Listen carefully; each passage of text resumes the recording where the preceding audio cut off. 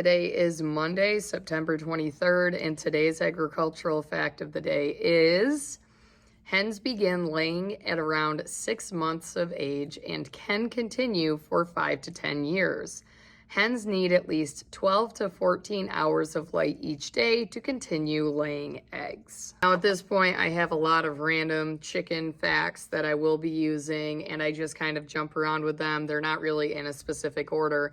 But a common question I get from new chicken keepers or chicken tenders, if you will, is why do my hens drop in production or stop laying eggs completely in the winter? And part of the reason is that they are photosensitive creatures. So the last part of this fact pertains to them being photosensitive individuals. So once October starts to roll around, usually around here it's mid-October, if you don't give them supplemental light by mid-October, their production will drop drastically. And a regular light bulb is fine when it comes to supplementing light. But if you do not supplement them with a light, mine is personally on a timer. I used to leave it on 24/7 when we first started with chickens.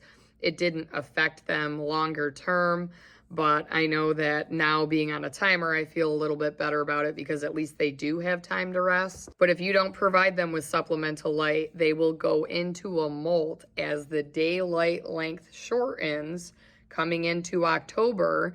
And there's one other animal that I always compare this to that is also photosensitive, and that is deer. The drop in daylight causes them to start cycling and do the reproductive thing.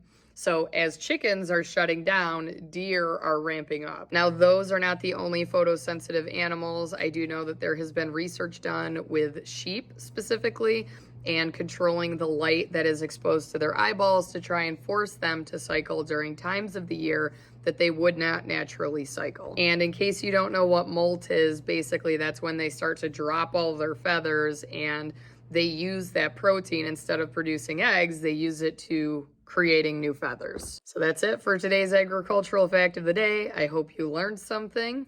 I am pretty excited. This coming weekend, I'm actually helping our neighbor work his buffalo on Saturday, and he has requested that I record some videos. So I should have some cool footage to show you come Sunday or Monday next week.